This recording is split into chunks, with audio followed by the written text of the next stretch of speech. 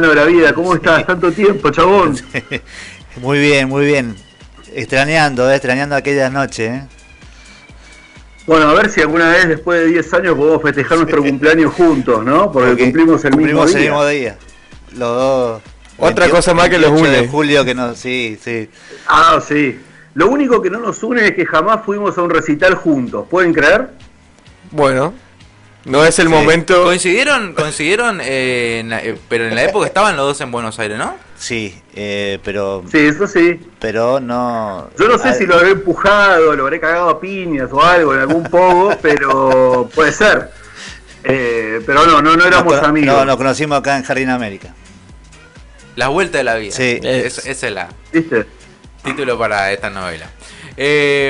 Bueno, Marian, contanos un poco qué tenés para decirnos sobre cómo estás viviendo esta época, este tiempo tan raro, tan complejo que nos toca vivir a todos los argentinos, pero en tu caso sabiendo que siempre tuviste al menos una posición crítica sobre las cosas que pasan y que también tuviste un espacio para decir las cosas en la radio. Bueno, ahora estás ubicado en otro lugar, estás abocado a tu trabajo, pero queremos saber cómo estás viviendo la cuarentena o lo que al menos parece ser un tiempo más, una etapa de confinamiento por esto que es el coronavirus.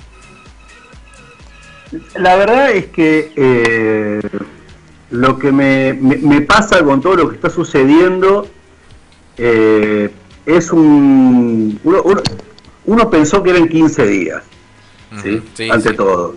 Todos pensamos, después, todos pensábamos que era 15 días. Después esto se fue alargando y lo que va decantando y que a medida que pasa el tiempo la gente se va dando cuenta es que es un secuestro a la libertad individual, con un montón de argumentos, excusas, explicaciones sanitarias. Algunas tienen fundamento, otras son ciertas, pero pareciera ser que la única salida es que el ejercicio individual de las libertades, si se acota, es la mejor solución. Y el problema es ponerle que lo aguantás. El problema es lo que está sucediendo y lo que empieza a aflorar. Empieza a aflorar la mierda que tenemos como sociedad, empieza a aflorar la inseguridad, sigue aflorando la corrupción, sigue aflorando el exceso de ejercicio del poder político, y todo pareciera ser que tiene una justificación que es la cuarentena. Y la verdad es que estamos muy lejos de eso. Es verdad que tenemos una cuestión sanitaria muy novedosa, muy extraña, pero el resto de las cosas son perfectamente tratables. A ver, mi relación familiar con mis hijos, las responsabilidades que tengo, pagar el sueldo a mis empleados, no cambió, lo tengo que seguir haciendo. Pero ahora, en un contexto donde el desarrollo personal y particular y social se ve absolutamente congelado. Y lo que me agrava de todo esto es que la cuarentena, con este ejercicio de poder excesivo por parte de los que nos gobiernan, está detonando hasta la esperanza de las personas. Porque convengamos que nadie es un emprendedor en cuarentena, más allá de vender boludeces por Facebook. Es conveniente, ¿no? ¿Sí? Pero los proyectos de las personas están absolutamente congelados. Digamos, ¿qué esperanza tienen? Miremos a los chicos. Yo tengo 3 nenas en edad escolar, ¿sí? Sí. Es absolutamente grave. Absolutamente grave, porque ellos no tienen una perspectiva más allá del día a día, que van a recibir algo a través de un medio absolutamente inhumano, que es esto, ¿sí? Sí. Que lo cumplen, y ahí está. Y ahí no hay ni educación, ni resociabilización, no hay nada, ahí terminó. Y creo que no podemos seguir sosteniendo esto. Hagamos lo que sea, busquemos nuevas ideas, porque si la argumentación es lo que pasó en la época de la influencia española, hace 105 años, me parece que en ese lapso ha pasado un tiempo, ¿no? Como para mejorar, digamos, ciertas políticas sanitarias. Estamos haciendo lo mismo. En fin, igualmente en Misiones vivimos en una nube de pedo, por suerte, o no lo sé, que no la estamos sufriendo tanto, ¿no? Yo tengo mucha gente cercana en Buenos Aires, en la provincia de Buenos Aires, Y el tema es bravo. Tengo gente que ha perdido sus empresas, gente que ha cerrado negocios, y es un sistema destructivo. Y pareciera ser que nadie se responsabiliza. El bicho. El bicho se llevó un negocio del 11 que tiene 20 empleados, se llevó 20 proyectos familiares. Claro, sí. Listo. En fin. Es jodido, pero bueno, pongámosle un poco, vamos para otro lado. Sí, vamos para otro lado, ¿no? Todos los días hago el ejercicio de disociarme de esta realidad de mierda, digamos, ¿no? De catarsis. Igual, como que nos toca. A mí lo que me interesa es. No, lo que decía es que uno trata de hacer un poco de catarsis en las redes, en donde puede. Pero bueno, después creo que uno sale un poco de esa órbita y la vida continúa también. Nos toca la responsabilidad que nos tocan a todos. Eso es cierto. Bueno, el gato menos mal que tenemos Twitter para putear. Claro, o Facebook en todo caso. Para los más viejitos, nosotros todavía estamos ahí. No estamos en el ego de Instagram tanto como para subir una foto y esperar. Twitter nunca no, esas cosas. No. Snapchat tampoco, por supuesto. Bueno. Marian, te quería preguntar, bueno, sos fundador de La Mañana acá en La Pontia con Radio Venus. Justamente hoy con Joel nos estábamos acordando. ¿Qué tenés para contarnos un poco en este mes aniversario de La Pontiac, 6 años? Vos estuviste desde el principio, así que ¿qué te acordás de aquellas épocas? La verdad es que los recuerdos que tengo de esos son todos maravillosos porque es una especie de ejemplo de aguante. Yo recuerdo que arrancamos que teníamos un transmisor que era una bosta, y era una bosta que se calentaba. Acá dicen todos sí, así que es una bosta en serio. Lo miran con un ventilador. Era lo que había, Marian. Bueno, por eso, o sea, yo creo que la Pontiac lo que tiene es una fundación desde el alambre. Totalmente. Que es fabulosa y que se sostuvo sobre la intensidad de las personas que lo formaron, no de los equipos con los que se contaba. Se contaba con gente que tenía muchas pelotas. Me atrevo a decir que el 90% no tenía idea de haber hecho radio en la vida. Bueno, el chabón había hecho radio, yo había hecho radio en su momento en una emisora de AM, ¿sí? Yo hice radio en LU2 Bahía Blanca, y sabíamos un poco de la dinámica, cómo era esto. Algunos no tenían, y sobre todo había mucho coraje, nadie tenía miedo a hablar a un micrófono, y lo que había era buena música y sobre todo conocimiento de esa música que teníamos, porque buena música tienen todos, pero saber qué hacer con eso es una de las cosas que tienen más valor, ¿no? Recuerdo, mi primer programa lo hice en un escritorio. Sí, un escritorio sí. Creo que era de la abuela Tere. Sí, señor. Uno por uno. Sentado en una silla del comedor, sí. De la abuela Tere. Sí, acá. Y el micrófono que tenía, el primer micrófono que usé era un micrófono mono de batería. El otro problema que teníamos es que no teníamos internet grosa, ¿sí? No. Si yo navegaba y buscaba cosas, no podíamos recibir otra cosa. Entonces, ¿yo qué hacía? El programa lo arrancaba a las 9 de la mañana, creo. Yo me despertaba a las 6, o a veces antes, a las 5, en casa, y me hacía toda la producción, y la gente se recuerda que iba con una pila de hojas impresas. Ah, sí. Yo tenía todos mis textos, todas mis cosas, yo las tenía hechas, las tenía escritas, ¿sí? Más profesionalismo que eso no hay, digamos. ¿Sí? Vos lo podías cortar, no tenía internet, así que yo el programa lo podía hacer igual, el contenido lo tenía igual. Claro. La producción de Radio Mitre te está diciendo, te manda saludos. Urgente. Aunque no crean, las grandes cadenas de Radio Nacional todavía se mueven con papeles, ¿eh? Exactamente. Sí. Que no pase nada entre medio en la mitad de la mañana, porque esa historia del último momento te la debo, ¿no? Ah, bueno. Aparte, además, estamos hablando, a ver, corregime, chabón, 2011, 2000, ¿no? 2014. No, pero 2014. 2014 arrancamos. 2014 arrancamos, bueno.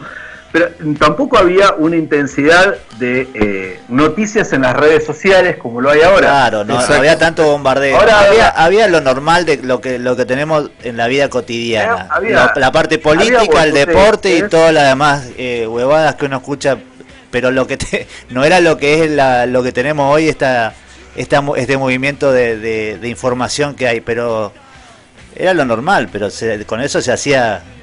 Había para hacer cosas ahí.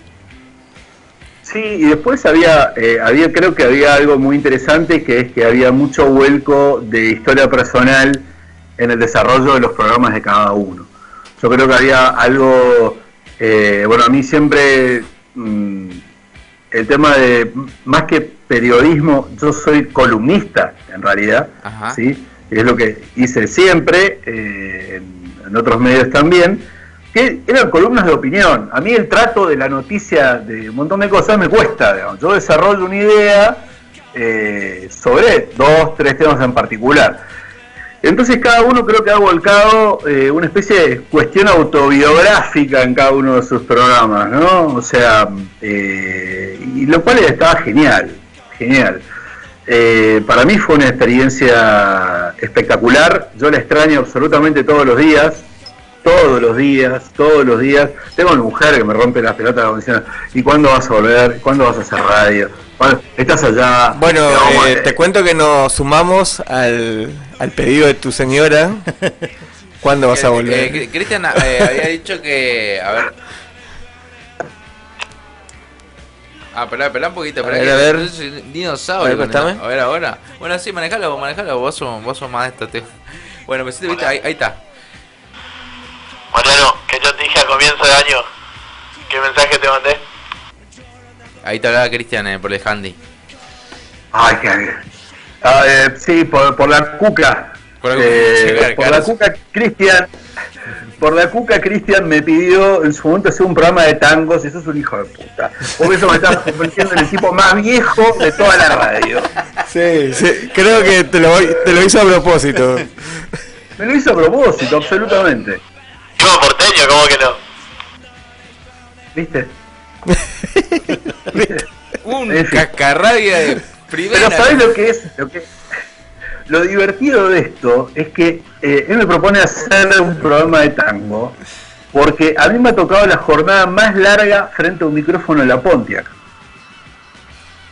Nadie lo recuerda eso. A ver eso. ¿Tirani? El día que falleció Gustavo Cerati, estuve 14 horas al aire. 14 horas. ¿Te dieron No me dieron una cucarda, no me dieron un nada, vino, no me dieron un carajo. Nada. Sí. Bueno, ahí dan otro fondo. Ya está. Otro presupuesto. Sí, Otro presupuesto, maneja. Le dieron el Guinness jardinense, al menos para... Gracias total. Bueno, sí. Encima lo gracioso de esto es que, bueno, arrancamos con el programa temprano, ese día. Pasamos todos, Pues sí, me acuerdo. Arranqué el programa a la mañana, después al mediodía volví, hice 2 horas, después el chabón me dice, tenemos que hacer un especial de Gustavo, vamos al especial de Gustavo. Dale que vamos. Vamos al especial de Gustavo, dale que vamos. ¿Sí? Murió el yo presidente. Tenía un programa, no suena, ¿no? Sí, yo tenía 2 programas. ¿Sí? Yo tenía Radio Venus y un programa que hacía semanal que se llamaba En el Camino, que era sobre una banda en particular. Ajá. Entonces, como yo me tenía que ir al campo la semana después, digamos, la semana entrante. El viaje era. El viaje, cierto. Hice el viaje en vivo de Calt y después grabé el viaje de los Rolling Stones para que quede grabado. Cuando llegué a casa, ¡hola! ¡Yo te llamo Busa! En fin, bueno, pero fue muy divertido. Las horas de éter ahí me fascinaron. Además tengo 800.000 anécdotas. No sé si te acordás, Cristian, que en el medio del programa yo iba a buscar a mis hijas a la escuela. Entonces, hay veces que yo estaba haciendo el programa y mi hija estaba fascinada con la batería, entonces yo estaba diciendo, el intendente de San Vicente con serias denuncias con respecto al manejo de los fondos públicos, se escuchaba la batería del fondo, ¿sí? Después hubo un momento que por un tema de coordinaciones me acuerdo que me tuve que operar yo, más croto para operarme, y encima la situación que yo tengo es que mi estilo de construcción de conceptos es con alguien. Claro, sí. Es con alguien. Entonces yo decía que hablaba con Cristian. Yo decía que hablaba con Cristian y Cristian no estaba. Sí. Era muy gracioso, digamos, ¿verdad? Pero ahora ustedes creo que tienen un cartelito, toda la superproducción que dice para leer. No había nada. La primer luz que decía al aire era una linterna, ¿sí? Que estaba en una pecerita que creo que tenía, no sé, 30 por 30, que la tenía frente a mi cara y me hacían con la luz que estaba al aire. Era maravilloso. Pero yo creo que lo que salía, más allá, digamos, de esa cosa así precaria, lo que salía en el éter era absolutamente profesional. Sin lugar a dudas. Sí. Otra cosa. Eso se nota y se sigue notando. Bueno, ahora la radio ha tenido un desarrollo maravilloso y todos han crecido profesionalmente, y a mí me encanta eso. Porque yo lo que rescato de lo más interesante del proyecto Pontiac Rock es cómo se sostiene la intensidad. Porque el concepto del contenido que tiene la radio es intenso en todos aspectos, en lo musical, en el contenido, en la forma del diálogo, y eso es el cambio bestial. Creo que en la radiofonía del centro de la provincia de Misiones no existe algo que tenga la misma intensidad hace tantos años, ¿no? Claro. Ahora hablen ustedes, pero si me das a hablar yo hablo. Sí. Bueno, acá Marcos Benítez te manda saludos. Monstruo. También hice radio en otra radio, mientras hacía radio en la Pontiac, de River Plate, por supuesto, con Marcos, con Gastón. Ahí nos estamos acordando los sábados a la mañana, ¿te acordás? De 11 a 12. En 3 radios de Jardín, me faltó una nomás, ¿sí? Sí. Pero en 3 radios, en el mismo momento. Creo que esa fue tu época más radiofónica en la historia, creo que nadie tiene ese récord. No sé, no, hay gente, bueno, en tantas radios no creo, pero porque a mí me escuchaban, es muy gracioso. Yo tenía un programa, yo me acuerdo, sí. Yo tenía un programa en otra radio, un programa de política semanal que hacía los fines de semana. Sí, los sábados, sí. Que la música que pasábamos era chamame, polka, digamos, todas esas cosas. Y una vez vino un gringo, ¿sí? Que fue genial.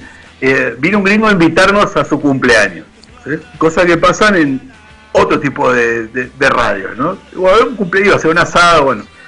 Y me dice, yo a vos te escucho porque mi hijo vos te escucha todos los días en otra, que pasan todo el tachín ese del rock and roll. Yo me cagaba tanto de risa. Sí, soy yo. El mismísimo. Era muy gracioso. Bueno, pero fueron momentos geniales. Que por pero además hay una cosa interesante, porque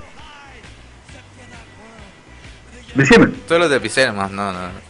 Te estaba dando un poco para que respires. Nosotros cuando hago radio tengo respiración zen. Yo puedo seguir hablando y respiro por la oreja. Claro, bueno. Vos sabés que te quería preguntar ahora, decime, ya que estamos haciendo esto, como volviendo a esas épocas, estaba buscando tu playlist de Spotify y no la puedo encontrar. Así que necesito que me soples un poquito mientras estamos escuchando de fondo un clásico de Mariano que es London Calling de Clash. Es ahí. Uno de los mejores discos de toda la historia del rock, Sí. Cada vez que nosotros decíamos pasamos London Calling, Claro, decíamos London Calling y nos acordamos, ¿te acordás Mariano y Radio Venus? Sí. Bueno, hace poco ese juego en Facebook que por 10 días había que poner un disco por día. Sí, estaba muy atento al día a día de Mariano subiendo discazos, la verdad que discazos. Ah, claro, sí. Vos sabés que creo Perdón, que desaparezco. fuiste el único que completó ese challenger. ¿Vos también? Sí, yo Ah, también. bueno, 2. Sí, completé los 10 días. Yo me quedé corto. Yo me quedé en el 3, el tercer día, más después pues no tenía mucho éxito mi recomendación quedó ahí. No, yo nomás. tampoco, pero lo subía de onda, ¿viste? Con que a uno le importe ya basta. Claro, estaba bueno y además te permite seguir descubriendo cosas. ¿Qué estás escuchando ahora, Mariano?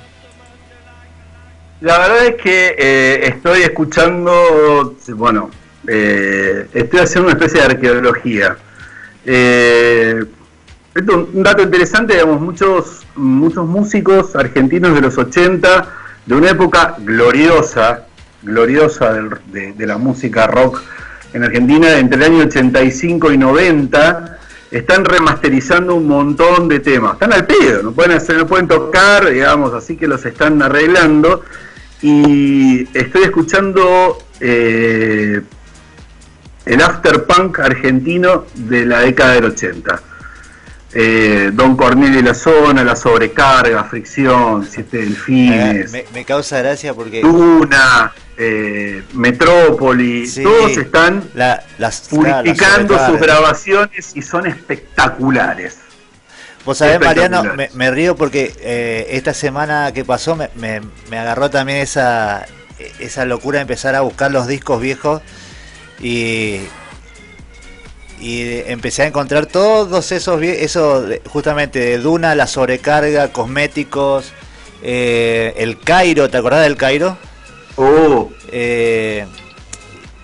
Masacre Pero- Palestina, ¿podemos agregar en ese grupo? También, pero ya es un poquito más... sí. Más de los Sí, 90, casi- pero... casi cerca, ya en los No, 90. no. Es No, no. previa, claro, es en el 86, si no me equivoco. Masacre Palestina. Es así, dato concreto, fácil, papa de facultad. Los grupos fundacionales del punk y del post-punk argentino son todos anteriores al disco Invasión 88. Sí, 86. ¿Sí? No, el disco compilación del punk nacional Invasión 88, Sí, sí. que hay un documental impresionante, colgado en las redes, impresionante, porque están vivos los pibes todavía, eso es lo grosso. Claro. Una historia reciente y lo Masacre- podemos disfrutar todavía, ¿no? De hecho, Masacre, yo tengo memoria de haber arrancado, digamos, una página de fanzine que tenía pegada en la carpeta del colegio de Masacre Palestina, y este era en el año 87. Ah, Y yo la primera vez que lo vi fue en el 87 en un recital de Don Cornelio y la Zona, bueno, nosotros... en Western. Nosotros recién 20 años después. No, 30. Vamos. Bueno, nosotros vimos el último recital de Masacre, que fue justamente en Puerto Rico. Un carajo. Sí. Están viejitas. El violero, recordame el nombre del violero. Son de Masacre. gente grande. Sí, estaba. Eh, Ya no era tanto agite como. bueno, el sobrenombre de él es el abuelo. El abuelo, Eh, bueno, sí, el abuelo, ahí está. Bueno, pero los muchachos suenan del carajo. Sí, impresionante, ¿no? Sí, la verdad que Realmente. la magia sigue. No quedaron unos pocos detrás de carajo que sonaron Pero zarpados, pero Masacre tiene una cosa así tan especial que no tenía que ver con sonar pesado ni que sonar fuerte, sino que sonar bien ahí en el límite. Lo que pasa es que son muy justos, son muy finos en la música que hacen. Y a medida que pasan los años, vos te das cuenta de que cada vez, digamos, esa química que hay entre ellos se nota. Cuando las bandas van madurando. van madurando, lo que vos ves es que ya lo hacen de memoria, ¿viste? Ya, Claro, sí, y se cada nota. vez en vivo, después te das cuenta cuando tocan en vivo que son cada vez mejores, ¿viste? En vivo. Cosa que Bueno, antes costaba el primer- mucho más. Antes costaba mucho más era más las ganas de tocar y de salir A rockear. a rockearla y que a tener cuidado por ahí con esas cosas más, esos detalles más finos. Y hoy eso lo hacen de memoria. Ya lo escuchás sonar en vivo y pero suena. siempre tuvieron un sentido profesional muy interesante. O sea, es que el primer demo de Masacre se grabó en un estudio que estaba en la calle Rodríguez Peña y Marcelo T. Alvear. Muy cheto el lugar, ¿sí? Pero había un estudio de grabación ahí y el productor fue el señor Flavio. ¿Ya? O sea, el primer demo que hicieron, como productor lo trajeron al señor Flavio, que los Kylax ya era una banda que sonaba. Sí, claro. Conocido. Lo que pasa es que Flavio siempre apoyó el rock skater. Y Es verdad eso. entonces creo que fue uno de los pioneros en el momento de producir bandas de skater, ya a mediados de los 80. Sí, bueno, a mí siempre me gustó, pero me trae memoria, digamos, lástima que algunas bandas han desaparecido, pues se han muerto todos, digamos. Qué sé yo, había bandas, no se rían de los nombres de las bandas punk de los años 80. No, es que el nombre de las bandas punk forma parte del género, de la esencia. Cadáveres de Niños era una banda espectacular, ¿sí? Hecatombe Judicial también. Eran bandas que tocaban siempre con Masacre y por suerte son todas anteriores a Ataque 77, digamos, ¿no? Sí. Porque lo paradójico y divertido es que el punk rock argentino siempre fue cheto. El punk se desarrolló con gente que tenía guita y estaba enojado con sus viejos, porque podían comprar los discos afuera y viajaban. El punk no viene del suburbio en la Argentina. No. El punk viene de gente que tenía recursos. Claro, muy distinto de lo que pasó en sus orígenes en Estados Unidos. Inglaterra, ¿no? Exactamente. Inglaterra, Estados Unidos. La música para llegar acá, los tipos que escuchaban música de otros lugares tenían plata. Acá no salían los discos. O sea, siempre compartíamos con Chabón las anécdotas que nos enterábamos que se iba a editar un disco de no sé qué banda, ¿sí? Íbamos a caminar toda la disquería de Buenos Aires para encontrarlo, ¿sí? Y cuando lo conseguíamos pasaba, digamos, una especie de fenómeno social. Invitábamos a los amigos a la casa para escuchar el disco. Un fenómeno social, me gusta Era así. Yo me acuerdo cuando conseguí The Head on the Door de Cure, ¿sí? A casa vinieron 17 pibes a escuchar el disco. Estuve una semana entera grabándolo. Porque acordate, chabón, Sí. Poner el disco y el tiempo de grabación era lo que duraba el disco, ¿sí? Y con el cassette después. Con el cassette, claro. No, pero no me lo grabes con la doble casetera porque pierde fidelidad. Así que el disco lo escuchaba 72 veces en la semana para grabarlo. Porque lo tenías que escuchar para poder setear el volumen. Estamos hablando de arqueología musical de época entrañable. Pero era espectacular. Y ahora todo mucho más fácil. Pero era espectacular, digamos, ¿no? Bueno, esas son cosas que yo extraño. Yo soy un imbécil que todavía tengo vinilos. No se va a ver un carajo. Voy a mover la compu. Es un quilombo donde está porque estoy haciendo arreglos en mi casa. Pero vamos a hacer un movimiento así. Y ahí al fondo, ahí hay una Technics 1200 ahí arriba. Bueno, yo la vi esa en tu casa acá.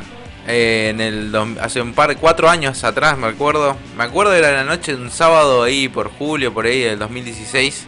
Comimos unos choris con una salsita espectacular, una barbecue Made in Mariano Home, que estaba espectacular. Bueno, y la había visto, creo que estuvimos escuchando música al palo en esa noche. Y bueno, supongo que esas cosas ya forman parte de lo que uno... A ver, nosotros decimos, cuando tenga junto un par de mangos, quiero tener mi videoteca ahí, mi discoteca en un lugar donde se escucha la casa para poder escuchar todo lo que... Y mucho pasa por cosas que nos marcaron de pibes. Seguramente también, bueno, habrá que modernizarse en este caso. En tu caso, por ejemplo, que siempre está bueno poder tener cierto criterio al compartir cosas.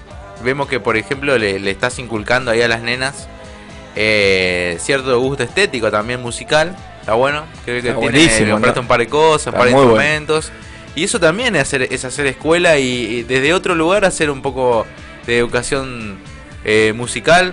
A nosotros intentamos, ¿no?, hacerlo desde la radio, pero en tu caso lo estás haciendo más fuertemente desde donde dentro de algunos años va a depender, ¿no? También los pibes, ¿no? Que en definitiva deberán reconstruir simbólicamente lo que nosotros pretendemos que continúe, que es esto, que el mundo del rock, digamos. Es que lo que pasa es que como padres, en la educación lo que hacemos es una transferencia cultural. ¿Sí?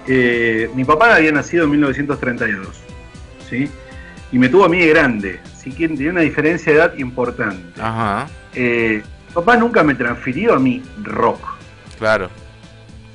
Mi papá me transfirió a mí amor por el arte y por la cultura, por sobre todas las cosas. Sí. Y me dio una libertad absoluta para poder explorar eso. Ahora, eso es parte de la cultura que yo mamé cuando era chico. Ahora, ¿qué yo le traslado a mis hijos? Y le traslado los que yo entiendo como valores culturales que he desarrollado después con el tiempo y demás, que es la lectura, el cine y una inagotable, digamos, introspección rockera, porque a mí me gustan todos los estilos. Sí. No soy un tipo que escucho solo una cosa, ¿sí? Mi cabeza es un desastre, digamos, emocional, porque paso del punk al viejo metal, del viejo metal a escuchar System of a Down y después a escuchar a Citarrosa, o a los Chalchaleros, variado, o Tango. Ajá, claro. Y es parte de eso. Porque para mí el rock no es solo un estilo de música, sino es una posición, digamos, paracultural hacia un montón de cosas, ¿no? Sí. Y sí, obviamente, yo dije, prefiero invertir en instrumentos que en juguetes, así que en casa hay viola eléctrica, viola acústica, 3 criollas, cajón peruano, teclado, bajo. No sé qué más me queda. Y un ukelele. Te falta la batería, listo, ya te dije ahí. Para armar la banda, Sí, bueno, Luna Chips. Estoy con albañiles en casa. Hay muchas, está Baby Metal, ahí voy a hacer. Nervosa, hay varias bandas famosas de chicas, así que estamos en la época, esperamos que salga algo bueno también de ahí, Mira, a mí lo que me emociona es que a veces, no es la idea que yo hable de mis hijas, ¿no? Pero olvídate que sean mis hijas. Ajá. Me emociona de una nena que tiene 10 años, que cuando la encontrás enfrente, cuando vos le empezás a transmitir porque en realidad es una especie de inquietud constante que no tiene resolución en el tiempo. Ese es el amor al rock. ¿Sí? La ves que está enfrente de YouTube y de golpe está escuchando un tema de Suéter que ella encontró. Claro. ¿Sí? Y vos le preguntás, ¿qué estás escuchando? Y estoy escuchando Vía México de Suéter, temazo. Y se te pianta un lagrimón ahí al toque. Y no hay nada más que decir, así que se cuenta sola la historia, ¿no? Empieza, claro, y empieza ella a buscar, ¿sí? Empieza a tocar esta banda, busca a ver quién es este, con quién está, y ahí encontró a Calamaro, y ella sola, y tiene 10 años, es maravilloso. A mí me costaba eso, a esa edad me costaba, chabón, a los 10 años, para escuchar música nosotros. Nos costaba escuchar Radio Belgrano toda la reverenda semana.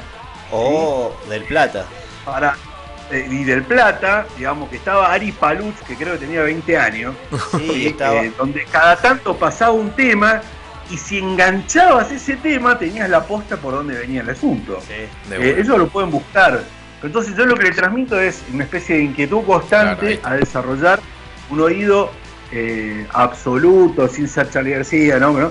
Pero de escuchar toda la música y el rock que hay, que el rock es tan grande y tiene tantos años tiene ya, y es inmenso, tenés toda la vida para escuchar, y te va a quedar música afuera. Claro, sí, no te va a alcanzar la La vida. verdad ¿no? es que las redes Ajá. no te alcanza la vida.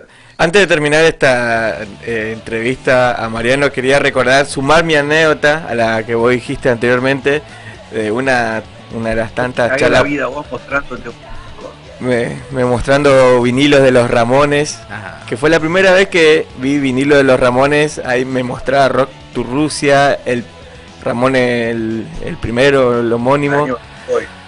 y la verdad que Año al Boy. se me abrieron los ojos de manera exuberante cuando lo vi. Así que gran coleccionador de vinilos.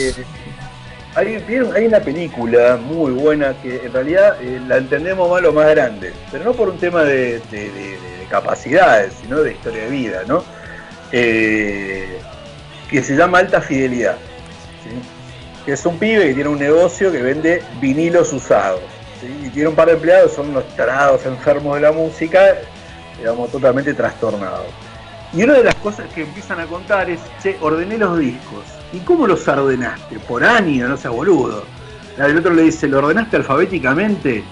Esa es una boludez. El tipo le dice, no, los ordené autobiográficamente. ¿Sí? Entonces, ¿cómo tenía? Fíjate vos, se llama la estupidez, ¿no? De que el orden de los discos en función de las historias de vida. Y los discos de los Ramones para mí son fundamentales, ¿sí? Porque digamos, mi primer recital fue en 1985, fui a ver a Yes, ¿sí? Pero no es que yo tenía ganas de ir a ver a Yes. Mis primos iban a ver a Yes, llevemos al boludo del pendejito, vamos a ver a Yes, ¿sí? Pero el primer recital que yo realmente tenía ganas de ir, y hice absolutamente todas las trampas mortales que existen para poder ir, fue el primer recital de los Ramones en Obras, en 1987. Fue mortal. Yo había ido un par de recitales antes, pero este en particular realmente tenía ganas porque me fui solo, y tenía 14 años. Y fue tremendo. Es el famoso recital, chabón, quizás se acuerda de la anécdota, que levantaron un cartel que dice, griten Gaba Gaba Hey, boludos. Linda forma para cerrar. Excelente, esto, la verdad, un lujo. Sí, porque si no, si sigue contando nosotros podíamos quedarnos, como decimos, podíamos quedarnos horas y hablando y charlando de esto. Así, ojalá que en algún tiempo cercano puedas venirte para acá y compartir acá en vivo y acá te en la mesa, de Malos Vecinos. Así que Mariano te mandó. La es que ajá, vuelven las reuniones familiares en Misiones a partir de mañana. así que bueno, son buenas Así noticias. que podemos aprovechar y hacer una reunión de lo que es mi familia de radio con ustedes allá. Está listo. Buenísimo. Invitadísimo. Anotado. Y bueno, y nos vamos a ir como no podía ser de otra manera con esto. Antes te queremos saludar, agradecerte infinitamente por esta charla. La pasamos bárbaro. Hablamos 45 minutos con Mariana así de prepo nomás. Y viste que de qué vamos a hablar. Y bueno, vamos a hablar de la vida, de todo esto que nos encanta, que es el mundo de la radio. Y bueno, vos que fuiste uno de los fundadores también de la Pontiac, para nosotros es la verdad un momento también de volver un poco a este pasado que no se tiene que perder. Dice, el pueblo que pierde su memoria pierde la identidad. Y un poco recordar estas cosas son las que nos hacen mantener este feeling fuerte que tenemos con la radio. Así que Mariano, gran abrazo, gracias por esta charla, invitadísimo cuando quieras. Te venís por acá o hablamos por donde sea para seguir. La próxima vaya. De una. En persona, lo vamos a tener acá. Y Un vamos abrazo, a hablar.